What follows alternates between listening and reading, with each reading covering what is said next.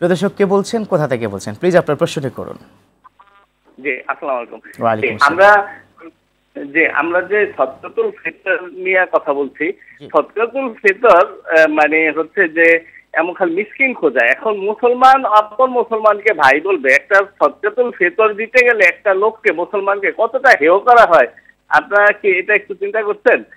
আপনি কি আলোচনা করবেন না প্রশ্ন করবেন? আপনি কি আলোচনা করছেন না প্রশ্ন করছেন? আমি কিন্তু এটা ক্লিয়ার করুন, আপনি কি কোনো প্রশ্ন করছেন না আলোচনা করছেন? আপনি যদি কোনো প্রশ্ন করে থাকেন সেটা স্পেসিফিকলি আপনি আমাদের প্রশ্ন করুন প্লিজ। সম্ভবত আপনি প্রশ্ন করতে চাননি, আপনি আলোচনা করতে চেয়েছেন। যাই হোক, যদি প্রশ্নটা ফিতরা কেন্দ্রিক হয়, আই মিন সাদাকাতুল ফিতর, তাহলে থাকুন আপনি আমাদের সাথেই। পর্যায়ক্রমে আপনি আজকের বিষয় থেকে জবাব পেয়ে যাবেন ইনশাআল্লাহ তাআলা। এটা উনি আলোচনা ওভাবে মানে প্রশ্ন ওভাবে করেননি। আমরা একটা জানা একটু ক্লিয়ার করতে চাই, উনি যে বলেছেন 2.5 কেজি, আসলে 2.5 কেজি নয়, সেটা হবে 3 কেজি প্রায় 300 গ্রাম, এই তো? ওকে। ইসলামিক ফাউন্ডেশন কিন্তু একটা ক্রাইটেরিয়া দিয়েছে যে সর্বনিম্ন 110 টাকা, সর্বোচ্চ 2805 টাকা। আমার প্রশ্ন, অনলাইনেও প্রশ্ন এসেছে খুব কাছাকাছি সিমিলার কিছু প্রশ্ন। একজন প্রশ্ন করেছে যে আমার ফ্যামিলির ইনকাম প্রতি মাসে প্রায় 1.5 লক্ষ টাকা, অর্থাৎ তিনি এবং তার স্ত্রী ইনকাম করেন, অল ওভার তাদের ফ্যামিলি ইনকাম টোটাল 1.5 লক্ষ টাকা। তাহলে তাকে কত টাকা পরিমাণ পার হেড সাদাকা দিতে হবে, সাদাকাতুল ফিতর? সুন্দর একটি প্রশ্ন। আবার এই কথাটি আমি আমাকে একটু সময় দিলে আমি এই জিনিসটা খুব সুন্দর করে একটু ব্যাখ্যা করে বলতে চাই। খায়রুল উমুরে আওসাতুহা, ইসলাম বলেছেন প্রত্যেক কাছে মধ্যম পন্থা উত্তম। আরেকটা হচ্ছে আল্লাহ বলছেন ইয়া আইয়ুহাল্লাযীনা আমানু হাল আদুল্লুকুম আলা তিজারাতিন তুনজিকুম মিন আযাবিন আলীম ইলা আখির আয়াত তুমিনুনা বিল্লাহি ওয়া তুজাহিদুনা ওয়া রাসূলিহি ওয়া তুজাহিদুনা ফি সাবিলিল্লাহি বিআমওয়ালিকুম ওয়া আনফুসিকুম যালিকুম খায়রুল লাকুম ইন কুনতুম তা'লামুন।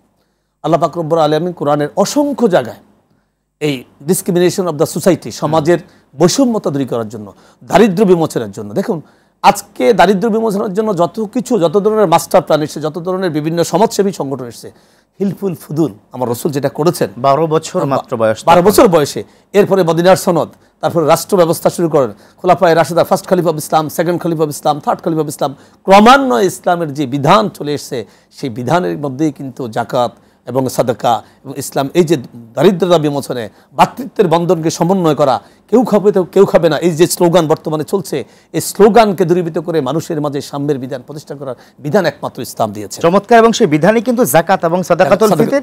এদিকে দর্শক অনেক কাছে অন্তত একটি ফোন নিতে হচ্ছে আমাকে। প্রিয় দর্শক কে বলছেন, কোথা থেকে বলছেন? প্লিজ আপনার প্রশ্নটি করুন। আসসালামু আলাইকুম। ওয়ালাইকুম আসসালাম ওয়া রাহমাতুল্লাহ। আমি জানতে চাচ্ছি যে পিরিয়ড, আমার স্ত্রীর পিরিয়ড 3 দিনের ভিতরে ভালো হয়, কিন্তু সে কয়দিনের ভিতরে নামাজ পড়তে পারছে? আমি খুব বেশি স্পষ্ট হয়নি কথাটি, আপনি যেটা বলছিলেন আরেকবার কি একটু রিপিট করবেন প্লিজ? আচ্ছা, পিরিয়ড যেটা, আই মিন আমাদের মা বোনদের যে মাসিক একটা অসুস্থতা হয়, 3 দিনে ভালো হলে থেকে আপনি কি রোজা রাখতে পারবেন কিনা তিনি, এই তো প্রশ্নটা কি এরকম? দর্শক আপনি কি লাইন?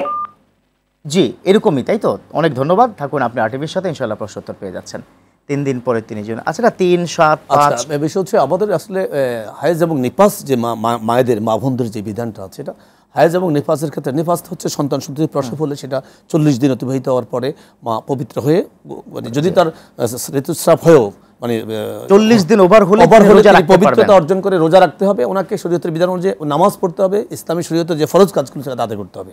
আর মিন্স পিরিয়ড যেটাকে বলা আছে শরীয়তের স্পষ্ট কিতাবের মধ্যে বলা আছে, এই বিষয়টা 3 দিন 5 দিন, কারো 7 দিন হয়ে থাকে, এমনকি 10 পর্যন্ত 10 দিন তো হয়ে থাকে। বিভিন্ন ওলামায়ে কেরাম এবং ফুকাহায়ে কেরাম এই বিষয়ে বিভিন্ন মতামত দিয়েছেন। কিন্তু যার একটা মায়ের যখন যেই পিরিয়ডটা, মিন্স পিরিয়ডটা যেভাবে শুরু হয়, এটা কিন্তু কন্টিনিউয়াস প্রসেস চলতে থাকে। 3 দিন হলো 3 দিন, 5 দিন হলো 5 দিন, 7 দিন হলো 7 দিন, এরপরে যদি হচ্ছে ইস্তেহাজা হিসাবে শরীয়তে গণ্য করে।